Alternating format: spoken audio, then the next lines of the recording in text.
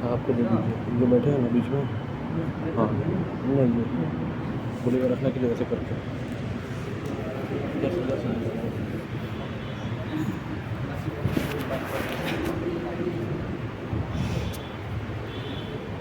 ایسے کوئی بریک نہیں ملے.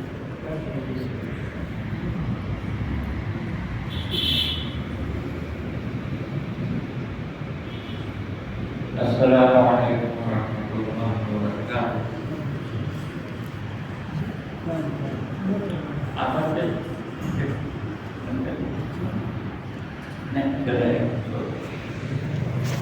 بسم اللہ الرحمن الرحیم. نحمدہ و نصلی علی رسولہ الکریم. میرے محترم بزرگوں، بھائی اور دوستوں،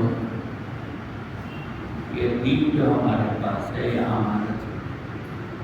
اللہ تعالیٰ نے یہ امانت دیا. یہ امانت اللہ کی طرف سے اللہ نے دیا.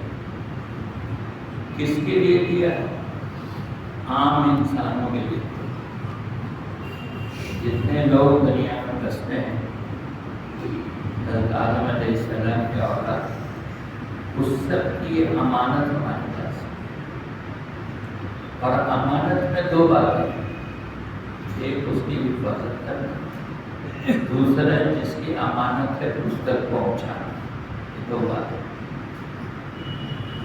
کسی نے 100 روپے اگر ہم کو امانت دیا اور کہا فلاں کو پہنچانا ہے، تو اس کی حفاظت کرنا بھی ہماری ذمہ داری ہے اور اس کو پہنچانا بھی ہماری ذمہ داری ہے جس کی امانت ہے. تو یہ دین امانت ہے. اس کی حفاظت ہر مسلمان کے ذمہ ہے اور اس کو پہنچانا یہ بھی ہر مسلمان کے ذمہ ہے. غریب امیر، پڑھا پڑھا، شہری دیہاتی، ہر مسلمان مرد عورت کی اس کی ذمہ داری ہے کہ اس دین کی حفاظت بھی کرے اور اس دین کو عام انسانوں تک پہنچانے کی کوشش کرے. اس کو سیکھنا، اس پر چلنا اور اس کو پہنچانا، یہ اس کی حفاظت بھی ہے اور اس کی اشاعت بھی ہے. یہ ہر مسلمان کی ذمہ داری ہے. کسی خاص جماعت، کسی خاص طبقہ، کچھ خاص لوگ، ان کا صرف کام ہو ایسا نہیں. کام سب کا ہے. دین کی حفاظت کا کام ہر مسلمان کا ہے اور دین پہنچانے کا کام بھی ہر مسلمان کا ہے. اور ہر مسلمان اس میں برابر کا شریک ہے. ہر مسلمان کو اس کی ترغیب دی جائے گی اور ہر مسلمان کو اس کا شوق دلایا جائے گا کہ وہ دین کی حفاظت بھی کرے اور دین کی اشاعت بھی کرے. حضور اکرم صلی اللہ علیہ وسلم نے تمام صحابہ کو اس کام پر لگایا. کسی مخصوص جماعت کو نہیں کہ صحابہ میں کچھ خاص لوگ، کوئی مخصوص جماعت، ایسا نہیں. بلکہ جو لوگ بھی حضور پاک صلی اللہ علیہ وسلم پر ایمان لے آئے، انہوں نے یہ دو کام کیا. دین کی حفاظت بھی کیا اور دین کی اشاعت بھی کیا. اس میں غریب بھی تھے، امیر بھی تھے، پڑھے بھی تھے، بے پڑھے بھی تھے، دور والے بھی تھے، غریب والے بھی تھے، عورتیں بھی تھیں، مرد بھی تھے. سب نے مل جل کر یہ کام کیا. دین کی حفاظت کا بھی اور دین کی اشاعت کا بھی. یہ کام ہر مسلمان کا ہے. اگر یہ کام نہیں ہوگا، دین کی حفاظت نہیں ہوئی اور دین کی اشاعت نہیں ہوئی، تو کل قیامت میں یہ سوال پیدا ہوگا کہ تم کو امانت دیا تھا، تم نے اس کی حفاظت بھی نہیں کی اور اس کو جس کی امانت تھی اس تک پہنچایا بھی نہیں. ہر مسلمان سے یہ پوچھا جائے گا. حتیٰ کہ انبیاء علیہ السلام، ان سے بھی سوال ہوگا کہ اپنے اپنے زمانے میں آپ نے دین پہنچایا کہ نہیں پہنچایا. اس پر گواہ امت محمدیہ بنے گی علیہ صاحب الصلاۃ والتسلیم. تو یہ سوال ہر ایک سے، ہر مسلمان سے یہ سوال ہے کہ وہ دین کی حفاظت کرے، دین کی اشاعت کرے۔ حضرت شیخ مولانا زکریا صاحب رحمۃ اللہ علیہ نے لکھا ہے اس کو کہ جس طریقے سے بھی کرے، جو جائز طریقہ ہے، جو حلال طریقہ ہے، جو شرعی طریقہ ہے، شرعی طریقے سے جس طرح بھی دین کی حفاظت جو جہاں کر رہا ہے اور جو جس طرح اس کی حفاظت کر رہا ہے، وہ ہم اس کے مددگار ہیں اور ہم اس کے قدردان ہیں۔ کوئی مخصوص طریقہ اس کا نہیں ہے۔ دین کی حفاظت اور دین کی اشاعت کا کوئی مخصوص طریقہ نہیں ہے کہ ایسا ہی ہوگا۔ اسی لیے حضرت شیخ کہتے ہیں کہ مؤذن اذان دیتا ہے، یہ بھی دین کی حفاظت کا طریقہ ہے، یہ بھی دین کی دعوت کا طریقہ ہے۔ اس لیے کہ مؤذن اذان دیتا ہے، اس کے بعد کی دعا میں یہ ہے ہذہ دعوت تامہ، کہ یہ مکمل دعوت ہے۔ مؤذن جو اذان دے رہا ہے یہ مکمل دعوت ہے۔ اذان کے بعد کی دعا میں یہ ہذہ دعوت تامہ۔ مجاہدین میدان میں کام کر رہے ہیں، وہ بھی دین کی دعوت ہے، دین کی اشاعت ہے۔ علماء مدارس میں پڑھا رہے ہیں، یہ بھی دین کی دعوت اور اشاعت ہے۔ علماء کتابیں لکھ کر کے لوگوں کی رہبری کر رہے ہیں، یہ بھی دین کی دعوت اور اشاعت ہے۔ بڑے بڑے اللہ والے خانقاہوں میں بیٹھ کر لوگوں کو اللہ کا دین سکھا رہے ہیں، سمجھا رہے ہیں، تاکہ ان کا اخلاق صحیح ہو جائے، ان کے عادات صحیح ہو جائے، یہ بھی دین کی اشاعت ہے، یہ بھی دین کی دعوت ہے۔ تو جہاں کہیں بھی جو کوئی بھی شریعت کے مطابق دین کی خدمت کر رہا ہے اور لوگوں کو دین کی طرف لا رہا ہے، لوگوں کو دین سکھلا رہا ہے، لوگوں کو دین پر چلنے کے لیے ان کو سمجھا بجھا رہا ہے، یہ سارے کام دعوت ہے، کوئی ایک مخصوص کام دعوت نہیں۔ حضرت مولانا الیاس صاحب رحمۃ اللہ علیہ نے اسی کام کو کیا۔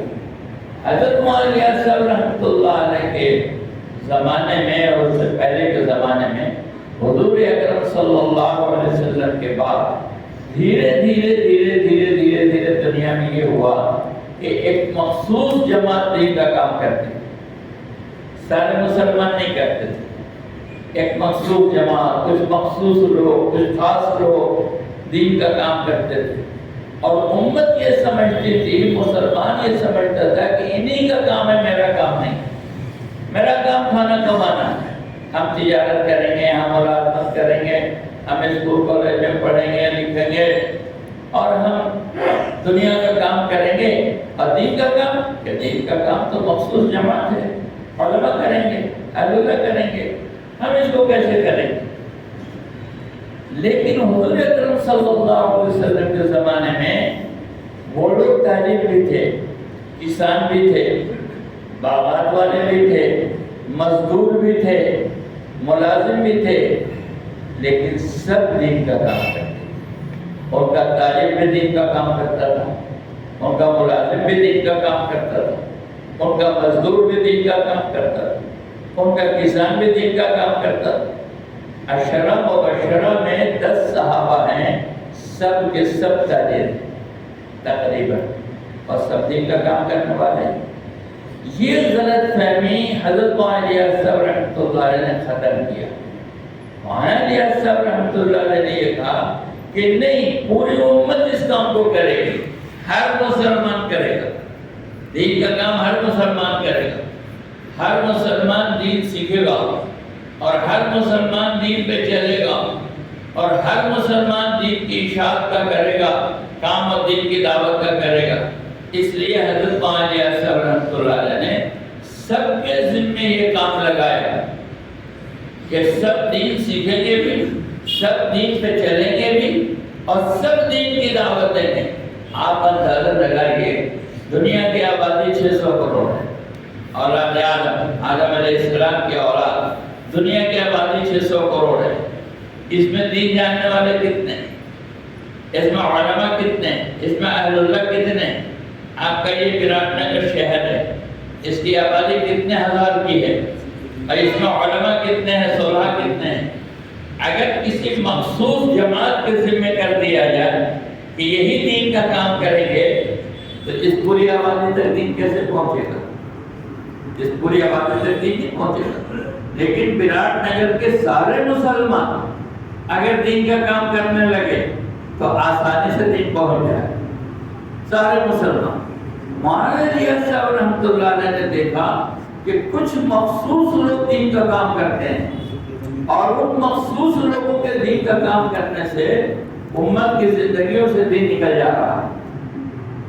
نہ مسلمانوں کی زندگیوں میں دین ہے اور نہ دین پھیل رہا ہے، نہ غیروں میں دین جا رہا ہے، غیروں میں بھی دین نہیں جا رہا ہے اور مسلمانوں کے اندر سے دین نکل رہا ہے، اور اس طرح نکل رہا ہے کہ آج 90% مسلمان اللہ کے اہم فریضے نماز کو چھوڑے ہوئے۔ ہم جمعہ میں اتنے لوگ ہیں، 5 وقت میں ہم کہاں چلے جاتے ہیں؟ ہم اسی شہر کے رہنے والے ہیں تو 5 وقت میں کہاں ہوتے ہیں؟ پتہ چلا جو امت جمعہ میں رہتی ہے وہ 5 وقت کی نماز میں نہیں رہتی، جو امت عیدین میں رہتی ہے، عید بقرعید میں، وہ 5 وقت کی نماز میں نہیں رہتی۔ امت کی اکثریت نے اللہ کے فریضے کو ضائع کر دیا۔ یہ کیوں ہوا؟ امام الیاس صاحب رحمۃ اللہ علیہ نے دیکھا کہ پوری امت کو اس کام میں شریک کرنا پڑے گا۔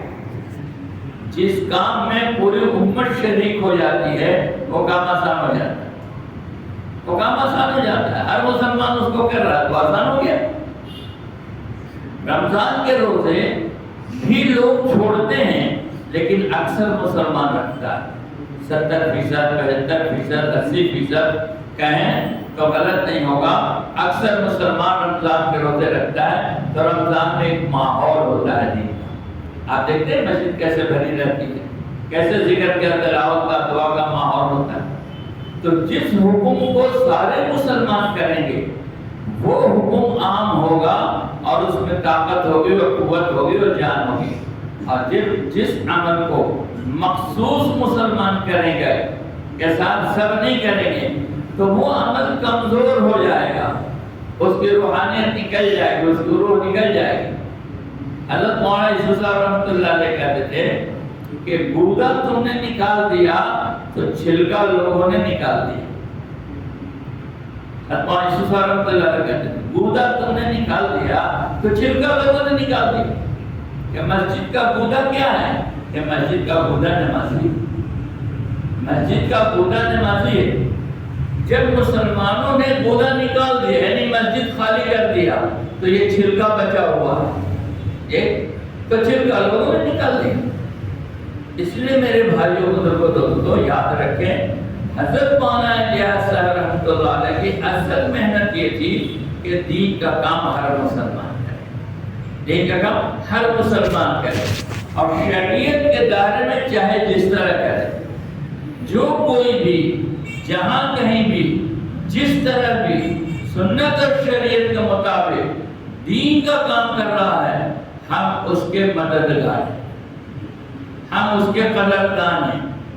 کوئی یہ نہیں کہے گا کہ میں ہی دین کا کام کر رہا ہوں دوسرے نہیں کر رہے، یہ کہنا کہ میں ہی دین کا کام کر رہا ہوں اور میں ہی دعوت کا کام کر رہا ہوں اور کوئی نہیں کر رہا ہے تو یہ صحیح نہیں ہے۔ صحیح یہ ہے کہ جہاں کہیں بھی جو کوئی بھی جس طرح بھی شریعت کے دائرے میں دین کا کام کر رہا ہے وہ سارے کام ہمارے ہیں، ہم اس کے قدردان بھی ہیں اور ہم اس کے مددگار ہیں۔ کوئی مسجد بنا رہا ہے وہ میرا ہی کام ہے، میرا کام ہے، یہ نہیں کہ دوسرے کوئی مسجد کا انتظام کر رہا ہے، کوئی کمیٹی ہے جو مسجد کا دیکھ ریکھ کر رہی ہے وہ بھی ہمارا ہی کام ہے، ہم اس کے قدردان بھی ہیں مددگار بھی ہیں۔ کوئی مدرسہ چلا رہا ہے ہم اس کے قدردان بھی ہیں مددگار بھی ہیں۔ کوئی مکتب چلا رہا ہے ہم اس کے قدردان بھی ہیں مددگار بھی ہیں۔ حتیٰ کہ کوئی اسکول کالج کھول رہا ہے ہم اس کے قدردان بھی ہیں مددگار بھی ہیں۔ حضرت مولانا الیاس صاحب رحمۃ اللہ علیہ قدردان تھے اس کے، اسی لیے ذاکر حسین صاحب وائس چانسلر تھے جامعہ ملیہ کے. ذاکر حسین صاحب مولانا الیاس صاحب رحمۃ اللہ علیہ کو جامعہ لے گئے طلبہ میں بات کرنے کے لیے. تو مولانا الیاس صاحب نے وہاں طلبہ میں بات کیا اور ان کی تشکیل کی اور ملکوں کی تشکیل کی کہ کون ملکوں میں جائے گا. طلبہ کا کام مولانا الیاس صاحب کو شروع کیا ہوا ہے. مولانا الیاس صاحب نے یہ نہیں کہا کہ انگریزی پڑھنے پڑھانے والے ہیں یہ کیا دین کا کام کریں گے. نہیں، مولانا الیاس صاحب نے ان کی قدر کی اور وہاں کے طلبہ کو اور وہاں کے اساتذہ کو دین کے کام میں شریک کی. مولانا الیاس صاحب رحمۃ اللہ علیہ دلی میں تاجروں کا جوڑ کیا کہ تاجروں کو کیا مطلب دین کے کام سے، لیکن تاجروں کو جوڑا اور تاجروں کو جوڑ کے ان کو ابھارا اور ان سے کہا کہ سب سے زیادہ دین تاجروں سے پھیلا ہے. امام الیاس صاحب نے کہا تاجروں نے سب سے زیادہ دین تاجروں سے پھیلا ہے کہ تاجر اپنی تجارت کے لیے جہاں جاتے تھے وہاں دین پھیلتا تھا. ہندوستان میں دین تاجروں کے ذریعے سے آیا.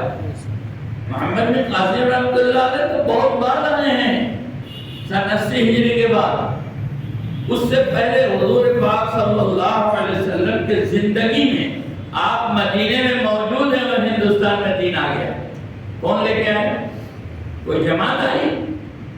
کوئی تبلیغی جماعت آئی؟ نہیں، جماعت نہیں آئی. صحابہ تاجر آئے. پہلے ان کے زندگی میں دین نہیں تھا، اس سے پہلے سے تجارت کے لیے ہندوستان آتے تھے.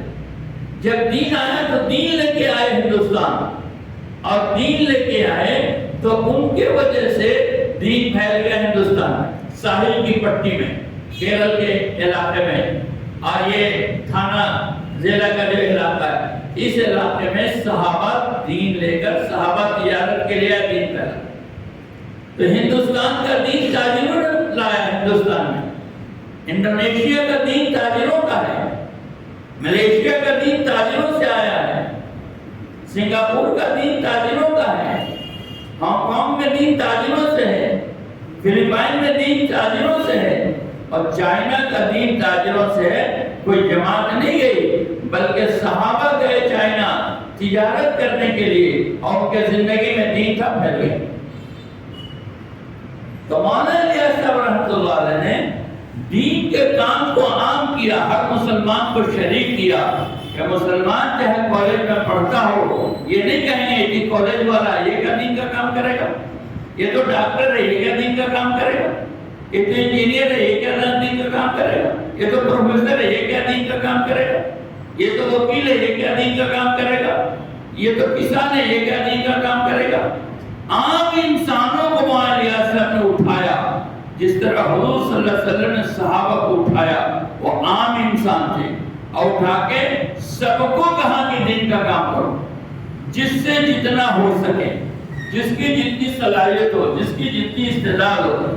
اس کا نفع یہ ہوا مولانا الیاس صاحب نے چونکہ پوری امت کو اس کام میں شریک کیا تو چند سالوں میں یہ کام پوری دنیا میں پہنچ گیا.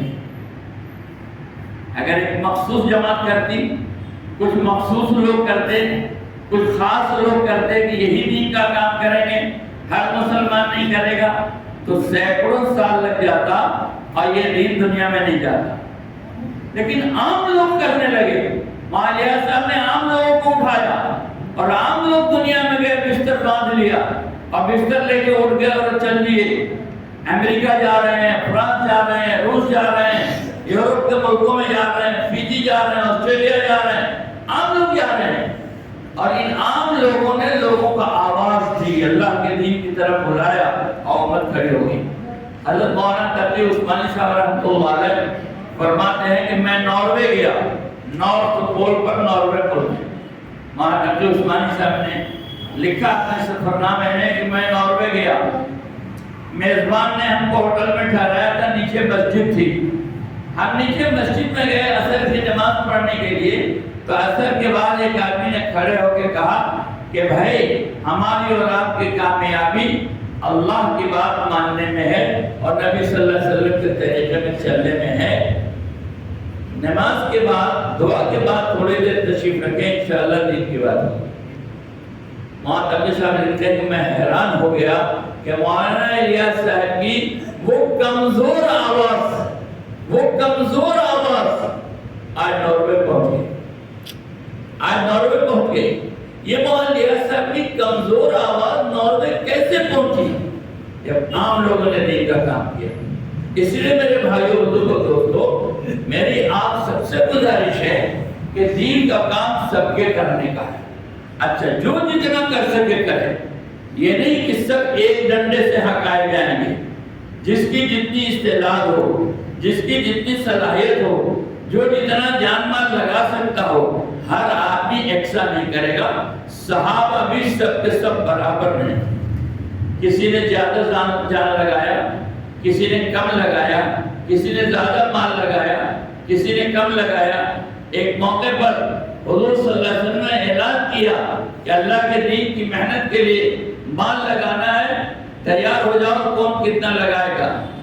ایک صحابی ایک چلو کھجور لے گیا، صرف اتنا ڈھیر لگا ہوا تھا.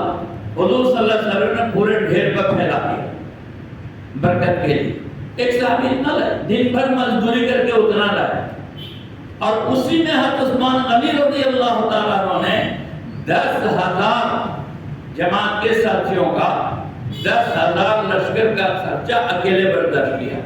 گھوڑے دیے زینہ لگام کے ساتھ، اور جو آدمی تھے سوار ان کے کھانے پینے کپڑے کا انتظام کیا. تو ایک آدمی نے 10,000 کا انتظام کیا، ایک آدمی اتنا لے آیا. حضور نے ان کی بھی قدر کی، ان کی بھی قدر کی. دین کا کام ہر مسلمان کا ہے.